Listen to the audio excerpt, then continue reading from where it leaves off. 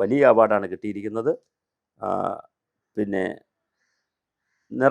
ഹൃദയം നിറഞ്ഞ ആശംസകൾ എല്ലാ ഭാഗത്തു നിന്ന് പോകുന്നുണ്ട്. അദ്ദേഹം വളരെ സീനിയറായിട്ടുള്ള നടനാണ്. എന്തായാലും അദ്ദേഹത്തിൻ്റെ ആ സീനിയർ പ്രായത്തിലും ഇത്തരത്തിലൊരു വലിയ അവാർഡ് അദ്ദേഹത്തെ തേടിയെത്തിയത് വളരെ പ്രധാനമാണ്. അപ്പോൾ കേന്ദ്രത്തെ സംബന്ധിച്ചിടത്തോളം, ദേശീയ പുരസ്കാരങ്ങളെയൊക്കെ സംബന്ധിച്ചിടത്തോളം അവിടെ ജാതി മതവും വർഗവും വർണ്ണമൊന്നുമില്ല എന്നൊരിക്കൽ കൂടി തെളിയിക്കുകയാണ്.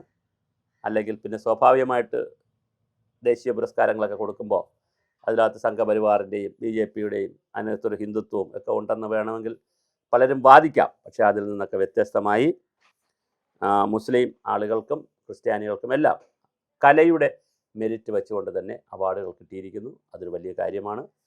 കാരണം അവാർഡ് എന്ന് പറയുന്നത് പലപ്പോഴും സ്വാധീനങ്ങളുടെയും, പ്രാഞ്ചിയേട്ടൻ, മമ്മൂട്ടിയുടെ തന്നെ ഒരു സിനിമയുണ്ട്, പ്രാഞ്ചിയേട്ടൻ, അവാർഡിന് വേണ്ടി പ്രാഞ്ചിയേട്ടനായി നടക്കുന്ന സിനിമ തന്നെയുണ്ട്. പക്ഷെ അതിൽ നിന്നൊക്കെ വ്യത്യസ്തമായി യഥാർത്ഥ കലയ്ക്കും അംഗീകാരത്തിനും അഭിനയ മികവിനുമൊക്കെ അവാർഡ് കിട്ടുന്നു എന്ന് പറയുന്നതും അംഗീകാരം കിട്ടുന്നതും വളരെ വലിയ കാര്യമാണ്. ആ കിട്ടുന്ന 1 ലക്ഷം രൂപയോ 5 ലക്ഷം രൂപയോ 10 ലക്ഷം രൂപയോ എന്നുള്ള, അല്ലെങ്കിൽ ഒരു ഗോൾഡൻ മെഡലോ ഒരു സർട്ടിഫിക്കറ്റ്, അതല്ല പ്രധാനം. ആ ഒരു സമൂഹം, ഒരു ഗവൺമെൻറ്, ഒരു സംവിധാനം ഒരാളെ, ഒരു പുരുഷനായാലും സ്ത്രീയായാലും അവരുടെ ഗാനത്തെ അതുപോലുള്ള എല്ലാ കാര്യങ്ങളെയും അഭിനന്ദിക്കുന്നു എന്ന് പറയുന്നത്